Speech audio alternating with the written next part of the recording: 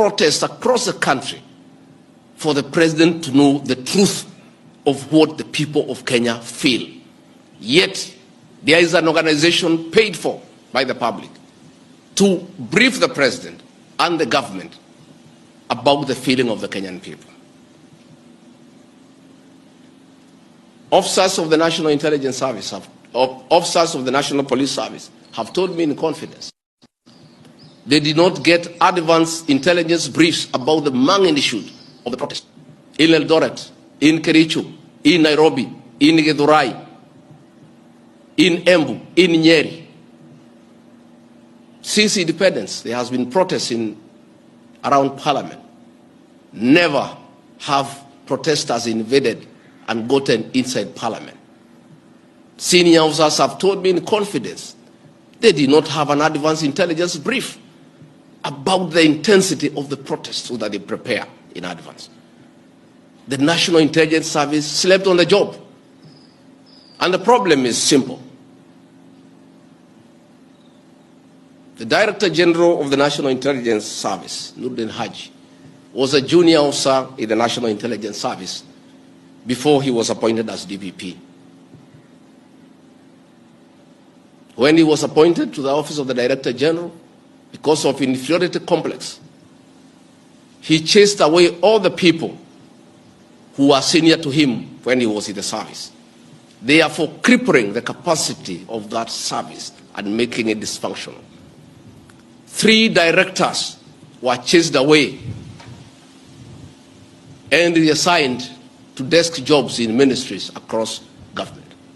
13 assistant directors, men and women with proven track record of intelligence collection and analysis, were removed from the National Intelligence Service, leaving a shell under a clueless Director General who has no capacity to run the organization. And that is why the security sector was caught off guard by the intensity, the anger of the Kenyan people, the agitation of the Kenyan people, the lessons of the Kenyan people. Had Noordin Haji done his job, we will not be where we are today. He has no capacity. He is out of the country most of the time on business trips. The country is on its own. My boss, President William Muturi, is exposed. That he has to back down and admit that he has hurt the people of Kenya. Yet this matter has been in public domain for the last 2 months. I want to say that Noordin Haji must take responsibility for the deaths that occurred. He must take responsibility for the mayhem. He must take responsibility for failing President William Ruto. He must take responsibility for failing the government of the Republic of Kenya. He must take responsibility for failing the Kenyan nation by not doing his job and advising correctly. And he must do the honorable thing, not just take responsibility, but resign from that office and allow the president to pick a competent Director General. I want to request President William Ruto to consider, as a matter of urgency, to recall the 3 directors who are removed from the service and the 13 assistant directors to come and help reconstruct the service and get sanity back to the National Intelligence Service to serve the president, the government, and the people of Kenya. President William Ruto deserves better. He deserves a Director General who knows what he's doing. He deserves a National Intelligence Service that is effective and that can analyze situations and keep him and the government informed on what is going on. It is embarrassing to me as Deputy President that it has taken protests, deaths, mayhem, destruction for the President to know the truth. Yet there is an organization charged with that responsibility. I have publicly stated that under this administration, Kenyans are free to criticize the government without fear of reprisal and state agencies. I want to say that Noordin Haji must take responsibility for the deaths that occurred. He must take responsibility for the mayhem. He must take responsibility for failing President William Ruto. He must take responsibility for failing the government of the Republic of Kenya. He must take responsibility for failing the Kenyan nation by not doing his job and advising correctly. And he must do the honorable thing, not just take responsibility, but resign from that office and allow the president to pick a competent director general. I want to request President William Ruto to consider, as a matter of urgency, to recall the 3 directors who are removed from the service and the 13 assistant directors to come and help reconstruct the service and get sanity back to the National Intelligence Service to serve the president, the government, and the people of Kenya. President William Ruto deserves better. He deserves a director general who knows what he's doing. He deserves a National Intelligence Service that is effective and that can analyze situations and keep him and the government informed on what is going on. It is embarrassing to me as Deputy President that it has taken protests, deaths, mayhem, destruction for the President to know the truth, yet there is an organization charged with that responsibility. This is not above the law. He is a public officer. He is accountable to the people of Kenya. And when one feels he has underperformed, he'll be called out. Because that is the nature of the Kenyan state. And this I learned from my boss when he was Deputy President. Again, there was an issue that the President and I committed ourselves publicly that never again in our administration shall ever we allow abductions and extrajudicial killings.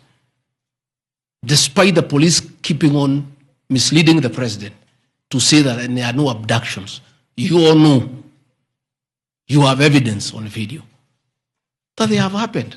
And that is what I commented, and I said it is wrong. And because I'm a truthful person, I'll say what is wrong when it happens. Despite the fact that I am compelled by the principle of collective responsibility to be part and parcel of every decision made by government, that I'll continue to do so, but only those decisions that are constitutional and within the rule of law. Abductions and judicial killings are unconstitutional. I will never support them.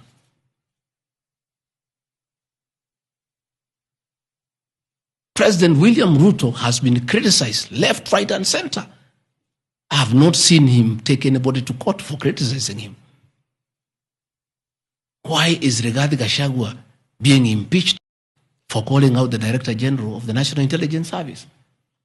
The Deputy President is criticized daily. The judiciary is criticized daily. The media is criticized daily, including the Star, whom I have criticized today.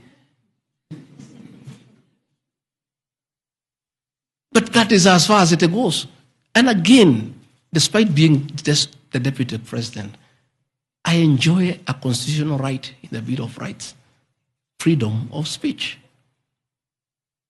And if the Director General of the National Intelligence Service was aggrieved, there are mechanisms of how he can take me to court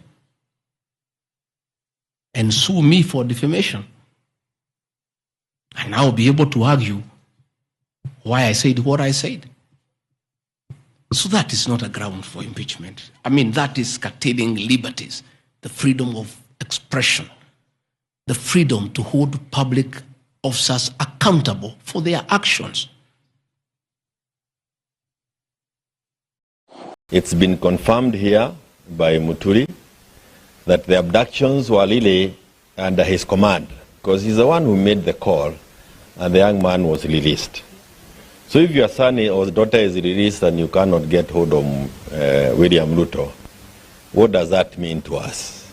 We are on our own.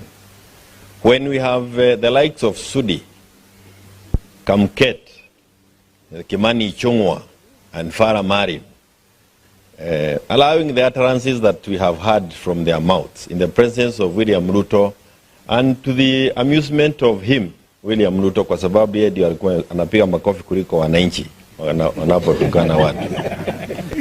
It means that the center is not holding, and we as Kenyans must heed the call that has been made by our leader, and we must prepare to do what the South Africans the people of South Korea have done. It is time for us to go and arrest William Samoei Ruto from State House, because we are on our own. Hakuna kitu kingine tunangojea, na hakuna Mkenya anangojea kuambiwa Ruto ni mbaya. Wanajua ni mbaya kuliko wewe mwenyewe. Hakuna jambo unaweza sema kwamba anaweza saidia sisi nalo. It is upon us to organize ourselves and get Ruto home as leaders na sisi wote wa Kenya. Mtazamaji, kwa taarifa nyingine ni kwamba waziri wa utumishi wa umma Justin Muturi anasema kuwa mwanawe Leslie alitekwa nyara na mkurugenzi wa idara ya ujasusi Noordin Haji. Muturi anasema kuwa Haji alikiri kumteka nyara mwanawe kwenye simu alivyopigiwa na Rais William Ruto kumuuliza ikiwa anajua aliko Leslie Muturi na kumwagiza amwachilie Leslie papo kwa hapo. Mwanahabari wetu David Mudhoka anaangazia tukio hilo la kuogofya la mwezi Juni mwaka uliopita. Siku mbili baada ya waziri wa utumishi wa umma Justin Muturi kushtumu serikali kwa kutokomesha utekaji nyara wa Wakenya, akiwemo mwanawe Leslie aliyetekwa nyara na kuachiliwa siku moja baadaye mwezi Juni mwaka uliopita, Muturi amemwaga mtama zaidi kuhusu kutekwa nyara kwa mwanawe.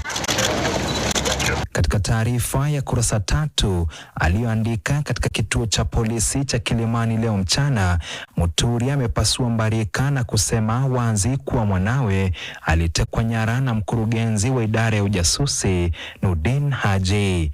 Muturi akisema ana uhakika kuwa ni Haji aliyemteka nyara mwanawe, kwani Haji alikiri kufanya hivyo alipopigiwa simu na Rais William Ruto aliyetaka kujua mwanawe Muturi Leslie yuko wapi. Muturi anasema alikuwa amemwendea Rais William Ruto Ikulu Jumapili ya tarehe 23 mwezi Juni mwaka 2024 akitaka msaidie kupata mwanawe aliyekuwa ametekwa nyara kitoka katika eneo moja la burudani lililoko Kilimani, Nairobi usiku kwa mkia Jumapili hiyo, kwani maafisa wengine wote wa ngazi za juu serikalini walikuwa wameshindwa kumsaidia. Alipokuwa akipiga simu hizi, Muturi anasema alikuwa na uhakika kuwa mwanawe alikuwa mikononi mwa serikali na haswa NIS, kwani marafiki wake walimwambia hivyo.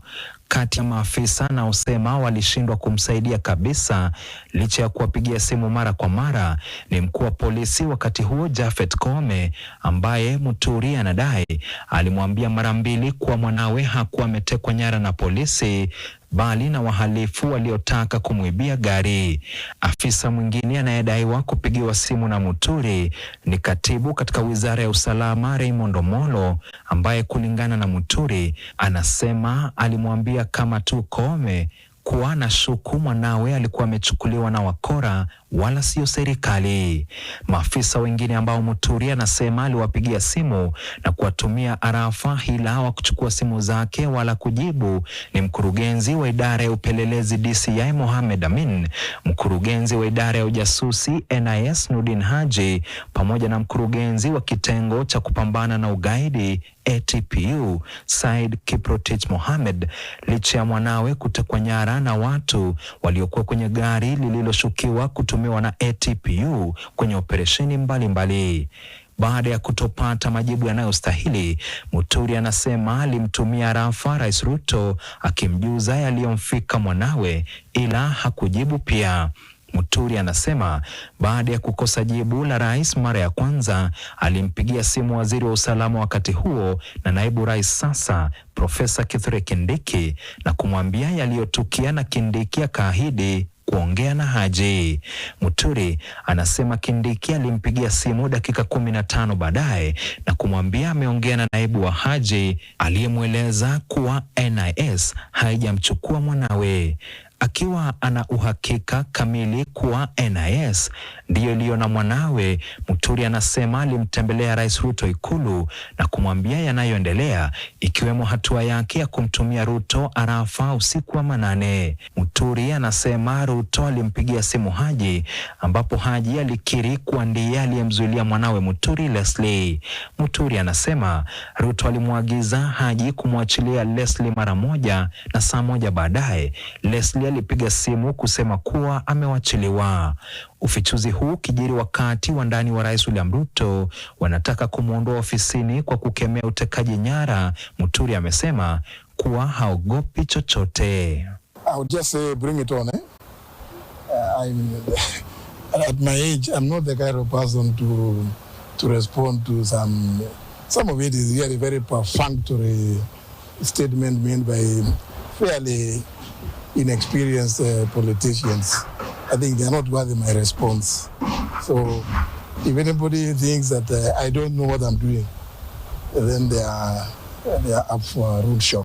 And Public Service Cabinet Secretary Justin Muturi has accused National Intelligence Service Director General Noordin Haji of abducting his son, Leslie Muturi, in June last year.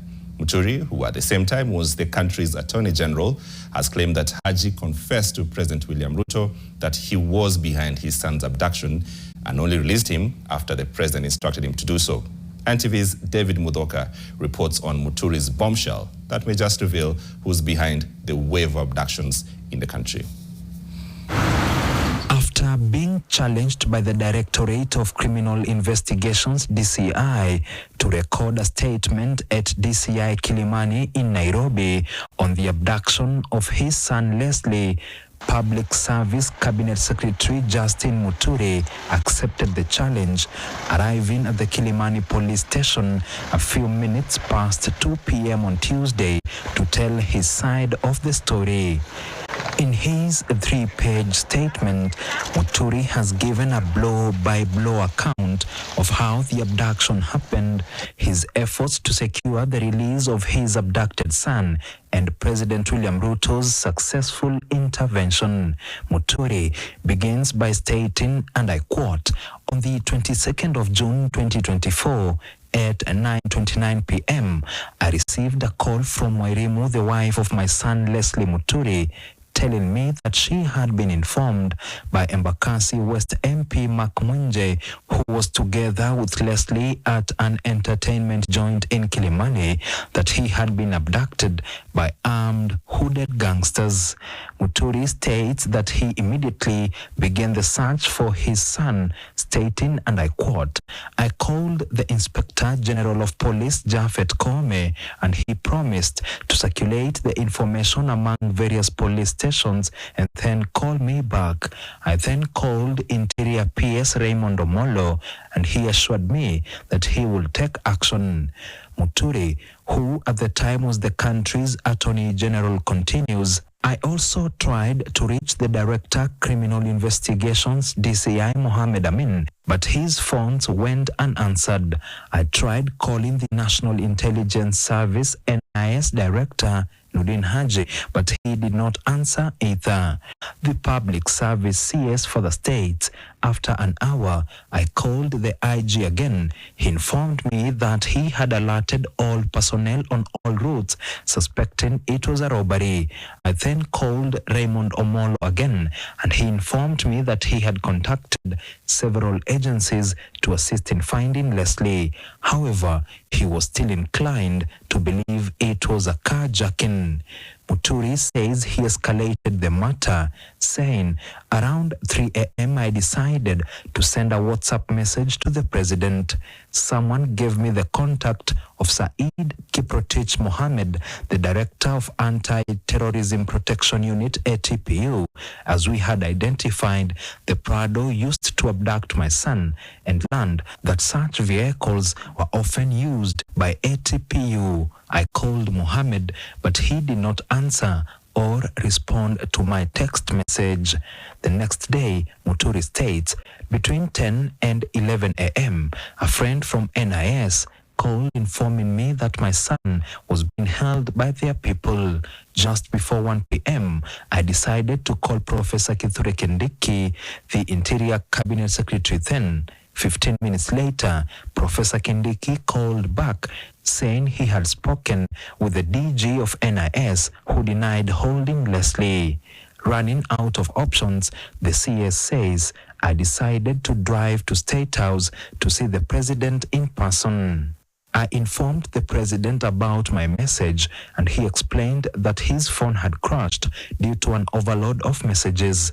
Since it was not functioning properly, I requested that he call Noordin Haji directly.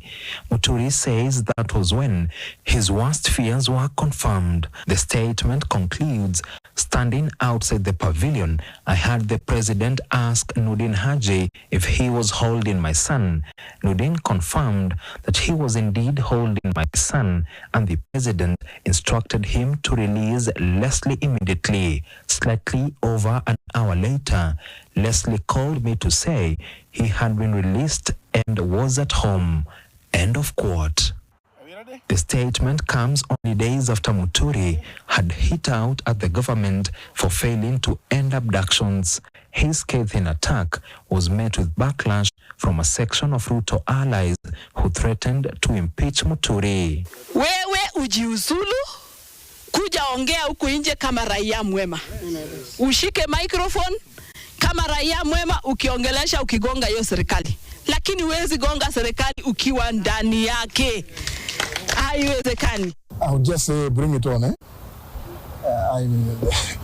At my age, I'm not the kind of person to respond to some of it is really very perfunctory statement made by fairly inexperienced politicians. I think they're not worthy my response.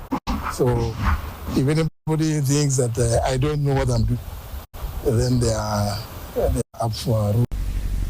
First of all, on Farah, he himself knows in his own mind, and it's for me a matter of grave, it's very heavy on my heart, because I've known Mheshimiwa Farah. He used to be a reformist, campaigned for him seriously in Dadaab, against that time an ODM candidate, and we won for Wiper. Therefore, it doesn't give me any pleasure. Even if, because there's that thing they always follow in the Constitution, unless somebody resigns in writing to Mr. Speaker, right? He will still sit there, like those renegade Jubilee MPs who are expelled. We know this. But beyond that, if you talk about the 13th Parliament, I repeat my earlier comments, that Parliament was impeached by the people of Kenya, led by the Gen Zs, on the 25th of June last year. So they lack moral authority to do anything. If the Wiper MPs were not in the majority, but a very strong, solid team, we even stood against impeachment, because they said, they had what Kenyans were said, kufa driver, kufa makanga. The revelations by Secretary Muturi on the identity of the commander-in-chief of the abduction squads is quite telling. If the Attorney General of the Republic of Kenya cannot get answers to the whereabouts of his son, who can? If the Attorney General cannot get his phone calls answered by junior staff, such as the DG of NIS, of the DCI director, who can? If the then Interior Cabinet Secretary, Professor Kithure Kindiki, and PS Raymond Omolo are furnished with lies by their juniors, what is the state of the Kenya Kwanza regime? Fellow Kenyans, the Kenya Kwanza regime has established command and control structures outside of the Constitution of the Republic of Kenya, carrying out illegal and criminal activities against Kenyans. We have actually since established that some headquarters of this abduction squad was somewhere near Ruaraka. As we have previously stated, William Ruto is a commander-in-chief of the abduction squads. This has been clearly demonstrated by his own public pronouncements on the abductions as well as those of his conceited cronies in government. Kenyans and the international community should read between the lines.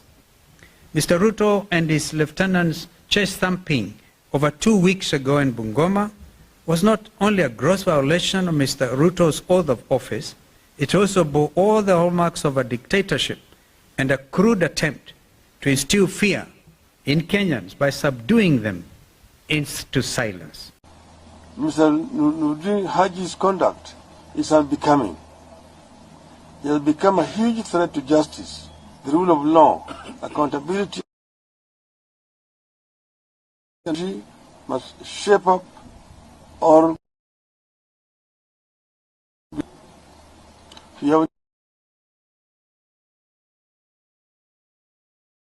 Kenya Kwanza regime is hell-bent on proceeding to unilaterally and single-handedly reconstitute the Independent Electoral and Boundaries Commission.